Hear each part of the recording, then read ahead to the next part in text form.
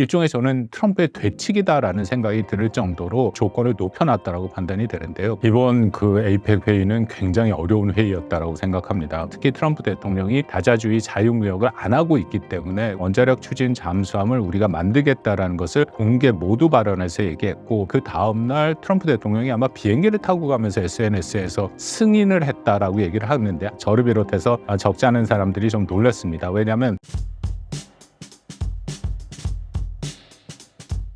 안녕하십니까. 이화여자대학교 북한학과 박원곤입니다.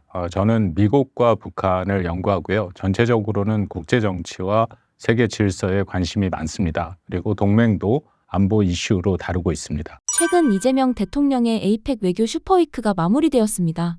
한미 관세 합의, 안보 협상 등 성과에 대하여 어떻게 보고 계시나요? 이번 그 에이펙 회의는 굉장히 어려운 회의였다고 생각합니다. 왜냐하면 에이펙이라는 다자 회의뿐만 아니라 전후로 해서 계속해서 중요한 양자회담이 있지 않았습니까? 한미 간에는 중요한 관세 협상이 있었고, 또 거기에 한중 협상도 있었고, 한일 간의 정상회담도 있었고요. 거기에 미국과 중국이 한반도에서 담판을 하는 이제 그런 모습까지 다 연출됐다. 거기 더불어서 국빈 방문이 2건이 있었습니다. 시진핑 주석과 트럼프 대통령이 다 국빈 방문을 했지 않습니까? 그러면 굉장히 다양하고 복합적인 외교의 이벤트를 굉장히 짧은 시간 내에, 준비 기간도 그렇게 많지 않았고 그 시간 내에 다 했어야 되는 거기 때문에 한국 외교에 매우 중요한 시험대였다라고 판단이 되고요. 전반적으로 만약 평가를 한다면은 상당히 선방했다라고 생각을 하는데, 여전히 그만큼 앞으로의 그런 과제도 많이 남아있다라고 생각을 합니다. 에이펙 경주 선언을 끝으로 정상회담이 마무리가 되었는데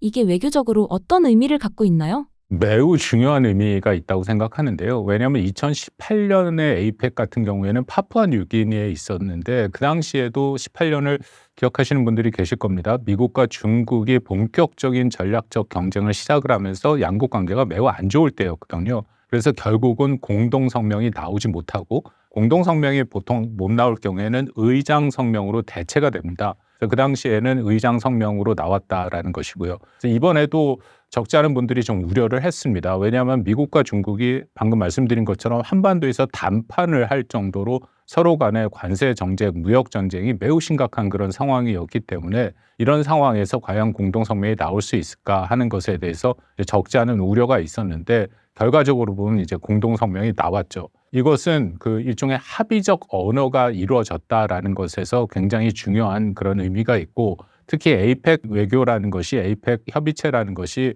이 다자 협의체인데, 우리가 그간 트럼프 행정부의 행보, 또 트럼프 대통령의 여러 가지 형태를 볼 때 이 다자주의를 굉장히 좋아하진 않습니다. 늘 트럼프 대통령은 양자 간의 협상을 통해서, 왜냐하면 양자 간의 협상을 하면 늘 미국이 그 어떤 국가보다 위에 설 수 있지만, 다자 간의 협상을 할 경우에 다자가 미국을 향해 뭔가 대응을 한다면 이것은 자신들한테 불리하게 작동을 할 수밖에 없는 거기 때문에, 늘 다자 간의 협의체에 대해서 대표적인 나토라든지 심지어는 유엔 같은 데 대해서도 매우 부정적인 얘기를 했고요. 그래서 에이펙 회의도 지난 2018년 같은 경우에는 미중 간의 갈등이긴 합니다만, 트럼프 대통령의 그런 부정적인 시각도 거기에 포함이 돼서 결국 공동성명에 나오지 못했다. 그래서 이번에도 이제 비슷한 상황이 오지 않느냐 하는 적지 않은 걱정들이 있었습니다. 그럼에도 전반적으로 성공적으로 공동성명에 나왔다라고 생각을 하는데요. 물론 거기에 핵심적인 에이펙의 그 가치라고 할까요? 자유무역 다자주의. 에이펙은 다자주의 자유무역을 하기 위해서 구성된 거기 때문에,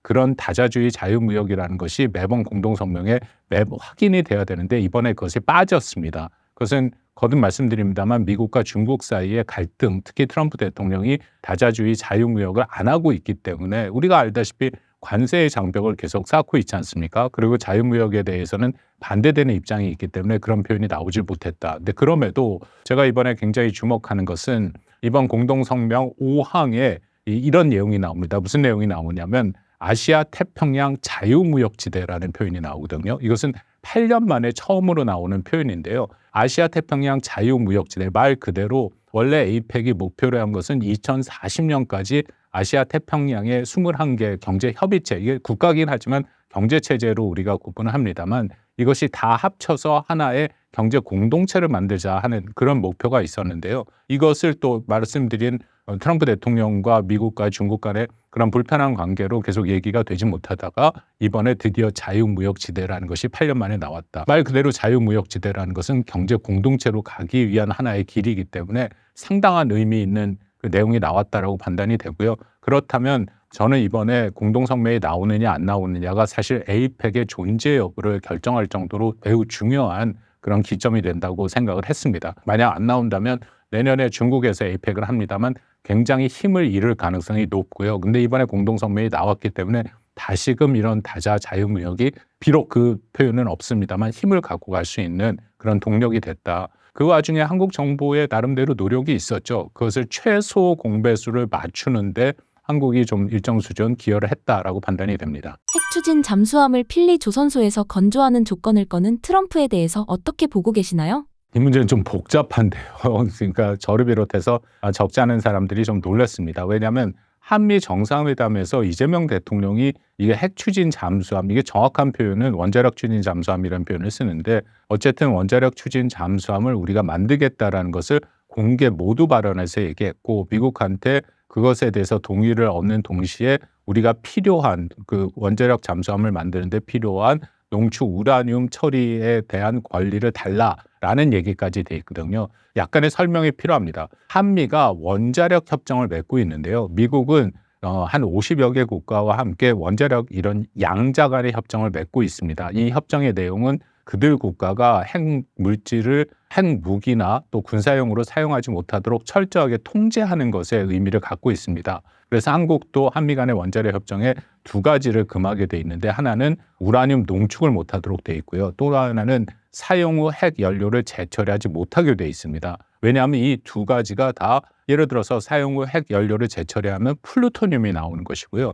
그 플루토늄이라는 자체는 핵물질, 핵무기를 만드는 핵심 물질이 되는 거고요. 농축 우라늄도 90% 이상으로 농축을 하면 이것이 바로 북한이 만들어 놓은 그런 핵무기가 되는 겁니다. 그래서 그것을 철저하게 막아놨는데 이번에 이재명 대통령과 한국 정부가 일종의 그 굉장히 높은 하나의 그 담벼락을 좀 넘었다. 그래서 공개적으로 얘기를 하기를 우리가 원자력 협정을 개정을 해서 더군다나 이것이 일종의 군사용으로도 그렇다고 우리가 핵무기를 만들겠다 그런 얘기는 아니고 원자력 추진 잠수함인데 동력을 원자력으로 사용하는 그런 무기를 만들고 그 안에 이제 재래식 무기를 탑재하겠다라는 그런 의미입니다. 근데 이것이 그렇게 간단한 문제가 아닌 게 된 것이 방금 질문하신 것처럼 그렇게 얘기했더니 그 다음날 트럼프 대통령이 아마 비행기를 타고 가면서 SNS에서 표현을 한 것 같은데 승인을 했다라고 얘기를 하는데 한국 원자력 잠수함 만드는 것을요. 저는 그 표현을 좋아하지는 않고 근데 동의 정도가 맞겠죠. 근데 어쨌든 승인했다고 얘기하면서 거기에 덧붙인 것이 미국에 있는 필리 조선소, 이게 한화가 인수한 조선소지 않습니까? 거기서 만들어라 얘기를 했습니다. 그러면 이게 얘기가 좀 많이 복잡해질 수밖에 없는 게 우리 정부의 기본 입장은 우리가 원자력 추진 잠수함을 우리 기술로 한국에서 만들고 대신에 거기에서 사용되는 이제 연료를 우라늄 농축을 할 수 있는 권리를 달라라고 얘기를 했는데 그 트럼프 대통령이 그것을 필리 조선소에서 만들다고 하자 한 것 일종의 저는 그 트럼프의 되치기다라는 생각이 들 정도로 트럼프가 이것을 조건을 높여놨다라고 판단이 되는데요. 무슨 말이냐면 그렇게 되면 굉장히 많은 질문들이 따르게 돼 있습니다. 첫 번째는 우리가 거기를 가서 우리의 기술로 원자력 추진 잠수함을 만들게 할 것인지 아니면 미국이 그것을 만들어서 한국한테 수출할 것인지 이게 둘 다가 근데 간단하지 않습니다. 미국의 법이 통과돼야 되고 또 미국 의회의 뭐 승인이 필요하고 동의가 필요하고 미국의 에너지부, 뭐 국무부, 상무부 굉장히 많은 부에 서로 간의 협력이 필요하고 이 자체가 그렇게 정말 간단한 문제가 아니고요. 더군다나 필리 조선소라는 것 자체가 지금 그런 그 잠수함을 만들 수 있는 시설이 전혀 없습니다. 그러면 그 인프라를 구축하는 데만 3에서 5년이 걸리고요. 또 비용도 천문학적으로 많이 들어갑니다. 우리가 건조하는 것보다 최소한 3배에서 4배 정도의 비용이 걸리고 결정적으로 시간이 굉장히 많이 늘어날 수밖에 없다. 우리가 그간의 디젤 잠수함을 계속 개발하고 배치를 하고 있는데 최신형이 장보고 3의 패치 3라는 겁니다. 이게 3,700톤 정도 되는 건데요. 이거를 사실은 처음 설계할 때부터 원자력 추진 잠수함으로 개조를 할 수 있도록 그래서 4,000톤급 이상, 5,000톤급까지도 만들 수 있도록 만들어놨습니다. 그리고 소형 그 원자력 모듈 같은 경우에도 우리가 상당 부분 이 기술이 발전돼 있다라고 얘기를 하고 있거든요.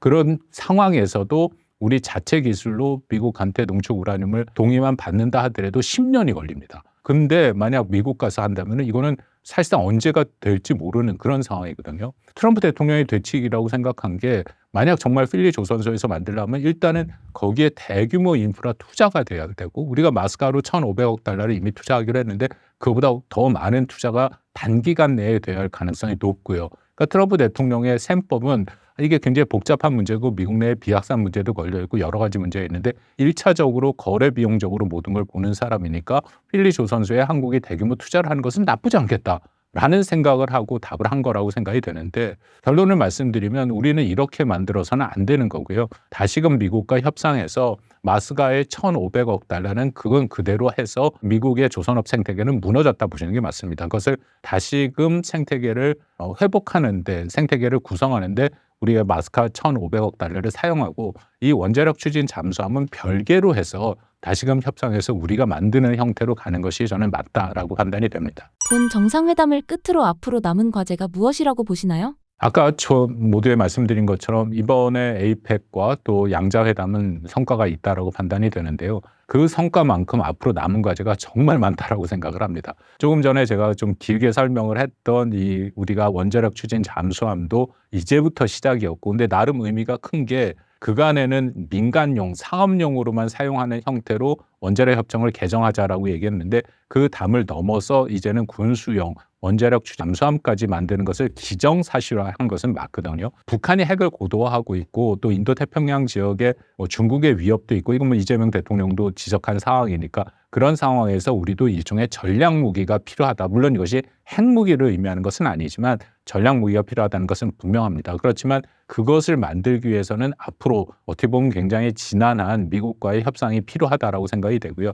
일례로 여러분 관심 있는 분은 아시겠지만 미국과 영국이 호주한테는 원자력 추진 잠수함을 주기로 했습니다. 준다라는 게 이제 수출을 하는 거고 세척인가의 중고를 수출하고 그 다음에는 새롭게 만드는 기술을 이전하기로 했는데 그 과정에서 필요한 모든 제도를 정비하는데 37개월이 걸렸습니다. 만 3년이 걸렸거든요. 그렇다면 우리가 아까 말씀드린 것처럼 우리 스스로가 잠수함을 만드는데도 미국과의 협의를 하는데 적지 않은 시간이 걸릴 가능성이 있다라는 것이고요. 관세 협상도 그렇습니다. 우리가 관세 협상이라는 것이 정해지고 합의가 이루어졌다 하더라도 이것이 기존에 있었던 조약과는 굉장히 다른 형태로 트럼프 대통령이 운영을 하고 있거든요. 이것을 보면은 원래 조약이란 것은 굉장히 자세한 내용이 있고 양측 간에 뭔가에 서로 충돌이 있으면 제3자가 어떻게 중재하는지 그런 것까지 다 포함이 되어 있는데 그런 거 없이 굉장히 단순한 어떻게 보면 단순한 형태로 나오는 거고 미국이 일부러 지금 그렇게 하고 있다라는 얘기가 들립니다. 왜냐하면 그렇게 해야 트럼프 대통령이 자기가 원하는 방향으로 이 모든 것을 끌어갈 수 있다라는 거거든요. 그렇다면은 이것이 한 번에 끝나는 것이 아니라 앞으로 끊임없이 미국과 맞춰가야 되는 것이 있고 또 트럼프 대통령은 이번 합의로 관세가 다 끝난 것이 아니야. 스캇 베센트 장관도 일본을 향해 그런 얘기를 했습니다. 투자를 5,500억 불 약속을 했는데 그것이 제대로 이행되지 않으면 다시금 그 상호 관세를 매기겠다라는 얘기를 합니다. 한국도 이것의 과정에서 뭔가 한미 간에 양측에 서로 다른 의견이 발생했을 때 또 관세 카드가 나올 가능성도 배제할 수 없다. 그렇다면은 이제부터 시작인데 첫 단추는 깼지만 앞으로 이것을 끌어가거나 후속해서 해나가야 할 작업들은 많이 남아있다고 생각이 됩니다. 에이펙 한중 정상회담 시기 때 김정은은 러시아 파병 특수부대를 찾아가 사기 증진을 독려한 모습이 포착되었는데요. 어떻게 보고 계시나요? 결국은 미국과 북한 사이에 정상회담이 있을 것이냐 아니냐에 대해서 굉장히 설왕설래가 많았고 굉장히 또 많은 얘기들이 있지 않았습니까? 근데 그 기간에 북한이 보여준 행보를 보면은 사실은 지금 결과론이죠. 다 끝났으니까 제가 이런 말씀을 드릴 수 있는데 사실 제가 기본적으로 김정은과 트럼프의 정상회담이 다시 이루어질까의 가능성에 대해서 처음에는 가능성이 없다라고 판단을 했습니다. 근데 좀 이따 말씀을 좀 나누겠지만 워낙 또 트럼프 대통령이 적극적으로 이 문제에 김정은을 초청을 하고 그 김정은이 듣고자 하는 얘기를 적극적으로 했기 때문에 저는 가능성을 한 10에서 20% 정도로 봤거든요. 그렇지만 지금 결과적으로 놓고 보면 방금 말씀하신 것처럼 김정은의 그간의 행보는 결국은 그 트럼프를 만날 생각이 없었다라는 것을 방증한다라고 생각을 합니다. 그 기간 내에 전혀 트럼프에 대한 반응이 나오지 않았고 그 기간 내에 북한은 사실은 이틀에 걸쳐서 2번 미사일을 쐈죠. 그 미사일도 쐈고 방금 말하신 것처럼 그런 군부대를 방문하고 이제 군사적인 행동으로 자신들의 핵 능력을 계속 보여주는 동시에 핵을 포기할 생각이 전혀 없다라는 이제 그런 메시지를 계속 전달하고 있었다라고 판단이 됩니다. 김정은이 이러한 행보를 보인 것은 한중 정상회담에 대한 시기와 불만을 표한 것이라는 시각이 있는데 교수님도 비슷하게 보고 계시나요? 글쎄요, 한중 정상회담을 하는 날 바로 북한의 박명호 외무성 부상이 그 성명을 발표를 했죠. 그 성명의 내용을 보면 담화인데요. 거기에 보면은 북한의 비핵화라는 것은 절대로 있을 수 없는 일이다. 그래서 북한은 워낙 거친 표현을 쓰는 거니까 그런 생각을 하는 것 자체가 개꿈이다라고 얘기를 했는데요. 그것은 한국과 중국이 정상회담을 하는 과정에서 혹시라도 북한의 비핵화라는 얘기가 나중에라도 나오지 못하도록 일종의 단도리를 하는 작업이었다고 생각합니다. 왜냐하면 한국은 우리가 엔드 구상이라 해서 우리 정부가 대북 정책을 사실상 발표를 했죠. 엔드 구상이라는 것은 교류와 정상화 그리고 비핵화라는 것을 영어 약자를 따서 한 건데, 그리고 우리 정부는 이번에 그 중국과의 정상회담에서 분명히 엔드 구상을 얘기하겠다라고 밝혔습니다. 그렇다면 그 비핵화 얘기를 할 것이고요. 문제는 중국이 또 그 얘기를 혹시를 받아서 한반도의 비핵화가 됐던지 북한은 조선반도의 비핵화라고 얘기를 하는데 어떤 형태로든지 비핵화라는 얘기가 나오는 것을 북한은 철저하게 원치 않는다라는 그런 메시지를 보낸 것이고요. 사실은 중국이 한 2020년 이후부터 이런 비핵화라는 표현을 쓰지 않았습니다. 그것은 그만큼 북한이 이것에 대해서 민감하게 반응을 하고 있기 때문에 중국의 입장에서는 북한의 편을 들고 있다. 그렇다면 정말 그 중국이 한반도에 갖고 있는 핵심 원칙 중에 하나가 한반도의 비핵화거든요. 그래서 제가 2020년 이후에도 수차례 중국 사람들 만나서 중국 관료나 학자들한테 그러면 당신네들이 한반도에 갖고 있었던 이런 정책 원칙이 바뀐 거냐라고 질문해 봤더니 바뀌지는 않았다라고 얘기를 합니다. 그러면서도 비핵화라는 표현을 안 쓰는 거. 그만큼 뭔가 북한을 신경을 쓰고 있다라는 것이고요. 아마도 최근에들 기억들 하시겠지만 9월 3일 중국의 이른바 전승절에 김정은이 시진핑 옆에 좌정은 우 푸틴하는 모습으로 보여줬고 10월 10일 북한 당창건 80주년 열병식에 이번에는 김정은이 가운데 섰고 그 옆에 리창 총리랑 또 푸틴 대통령이 쓰는 모습을 보여줬거든요. 그렇다면 북중 간의 관계가 사실은 가장 최근까지 매우 안 좋았습니다. 한 2, 3년간 그 관계가 굉장히 악화된 것을 그들이 더 이상 숨길 수 없을 정도로 표출이 됐었는데 이번 9월 3일 전승절을 계기로 굉장히 빨리 회복되는 그런 모습을 보이고 있다. 근데 이런 와중에서 에이펙 회기 기간을 통해서 한국과 중국이 정상회담을 하고 더군다나 시진핑 주석은 아직은 북한을 가지 않았는데 한국을 먼저 오는 것이 북한은 굉장히 불편했겠죠. 그래서 거기에 대해서 특히 비핵화라는 표현까지 나온다면 이것은 정말로 북한 입장에서는 일종의 타격을 받는 일이기 때문에 그런 명백한 담화를 통해서 그 경고를 했다. 그리고 어떻게 보면 다시금 중국에 요청을 했다. 그렇게 보시면 될 것 같습니다. 트럼프 방한 시기에 맞춰 최선희 등 북한 외무상도 러시아로 움직였다고 하는데요. 이 행보로 북러 관계가 더욱 결집할 것으로 보시나요? 북러 관계는 좀 특수한 관계라고 생각합니다. 특히 최선희가 이번에 움직인 것은 이것은 미국의 트럼프 대통령이 한국의 에이펙 계기로 해서 한국에 오는 그 시점에 맞춰서 김정은과의 대화를 하는 것에 대한 일종의 북한의 반응이죠. 그 의미는 최선희 외무상은 사실은 북한의 비핵화가 됐던 한반도 비핵화가 됐던 그 문제를 다루는 핵심 인사입니다. 근데 그 사람을 트럼프 대통령이 만나자고 하는 그 시점에 해외로 보냈다라는 것은 결국 김정은이 트럼프를 만나고 싶지 않다라는 그런 메시지라고 보면 될 것 같고요. 북러 간의 관계는 좀 특수한 관계라고 생각합니다. 그 무슨 말씀이냐면 분명히 러시아의 불법 우크라이나 침공, 러우 전쟁으로 인해서 북한과 러시아의 관계가 매우 밀접하게 밀착이 됐죠. 잘 아시다시피 거의 2만 명 이상이 파병이 됐고 지금 현재에도 일부 전투부대와 공병부대가 파견이 됐고 그래서 북러 간에는 동맹조약도 다시 한번 부활을 했고요. 작년에.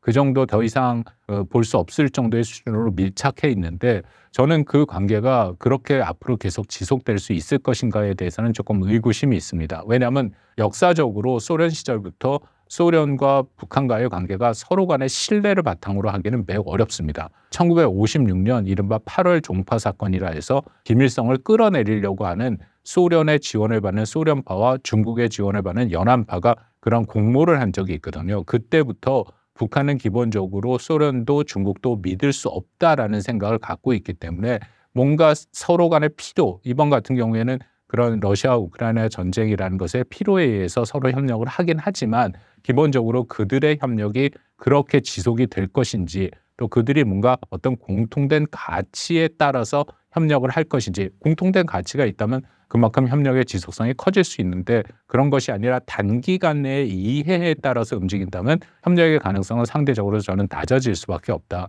물론 그렇다고 뭐 러시아 우크라이나 전쟁이 끝나고 나서 당장 뭐 그 관계가 절단이 나거나 뭐 그렇지는 않을 거라고 보긴 합니다만 그 정도의 협력 수준은 될 수 없다라는 것이고요. 서로가 서로를 이렇게 도와줄 수 있는 그런 게 한계가 있다. 특히 북한의 입장에서는 경제를 발전시켜야 되는데 러시아가 북한에 도와줄 수 있는 것은 한계가 있습니다. 그러니까 북한의 입장에서는 분명히 시장과 투자가 필요한데 러시아는 그런 시장과 투자를 할 수 있는 국가가 아니거든요. 일례로 관심 있는 분들 아시겠지만 북한이 작년에 원산 갈마 리조트를 새로 만들었고 대규모 시설을 만들어서 하루에 2만 명 숙박이 가능한 그런 시설인데요.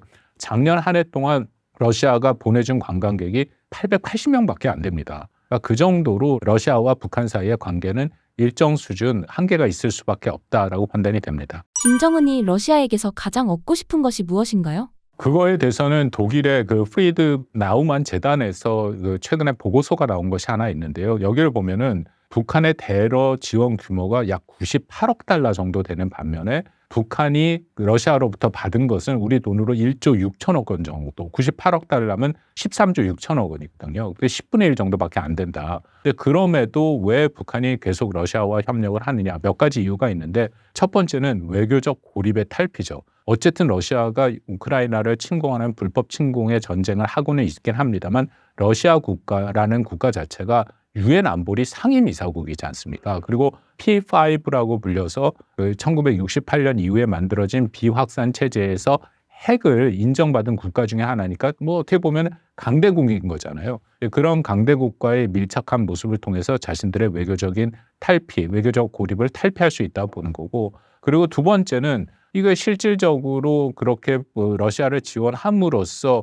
뭐 완전히 높은 수준은 아니지만 북한이 필요로 하는 식량이라든지 원유라든지 특히 러시아의 어떤 일정 수준 군사 기술이 들어온 거고 또 반대급부로 파병을 해서 엄청난 북한의 희생이 있긴 했습니다만 현장 경험과 자신들의 무기 체계를 시험할 수도 있는 거고요. 그리고 가장 중요한 이유는 일종의 북한이 러시아를 포박하려고 합니다. 왜냐하면 러시아는 앞으로 아까 잠깐 말씀드린 것처럼 북한과의 관계를 계속 지속적으로 유지할 건지에 대해서 의구심이 있거든요. 특히 러시아 우크라이나 전쟁이 종전되는 과정에서 트럼프가 푸틴의 러시아를 끌어들일 가능성이 있습니다. 중국 견제를 위해서로도요.